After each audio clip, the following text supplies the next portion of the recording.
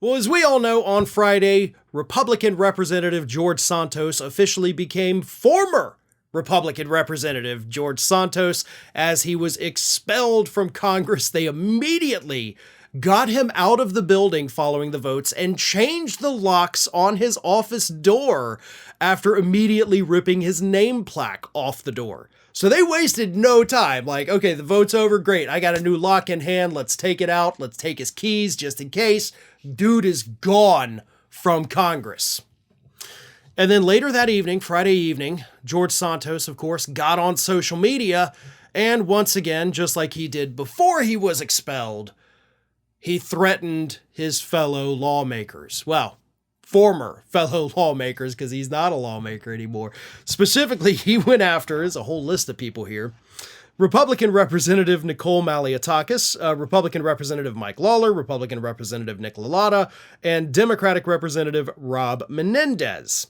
And he also went after Nancy Pelosi, he went after her husband, and so he just went scorched earth against everybody and accused them of various different things. Some he accused of insider trading, some he accused of campaign finance violations, but he did say that he was totally going to be filing ethics complaints against these individuals on Monday.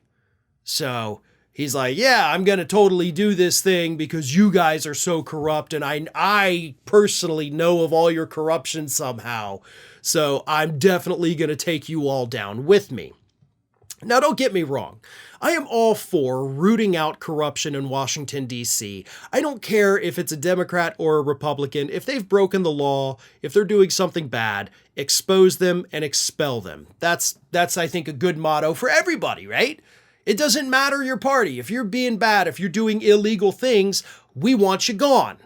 I think most people, regardless of political affiliation, could probably agree with that because that's not an extreme stance. If you're breaking the law, you shouldn't be in Congress. And if George Santos actually does have evidence of any of these things he's alleged against these people, file your ethics complaint. But keep in mind, George, you're no longer a lawmaker, dude.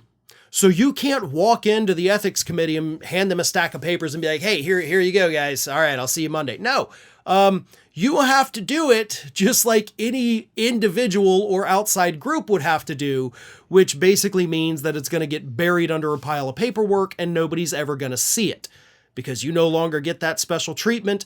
And of course, this is only going to be viewed as you having sour grapes for being the 6th member of Congress in history to be expelled from the body. There's also, let's not forget, one big caveat to all of this. George Santos, based on everything we know, is a serial liar. You know, I would love to believe that he is saying he has genuine, evidence or knowledge of corruption amongst these lawmakers and wants to get them out. I want to believe that, but there's not a part of me that does.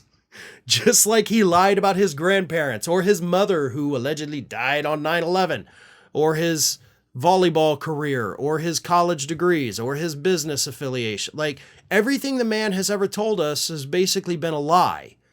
So I have no reason to think that any of these things he's saying about his fellow lawmakers, former fellow lawmakers, is not also a lie, because that's what this dude does.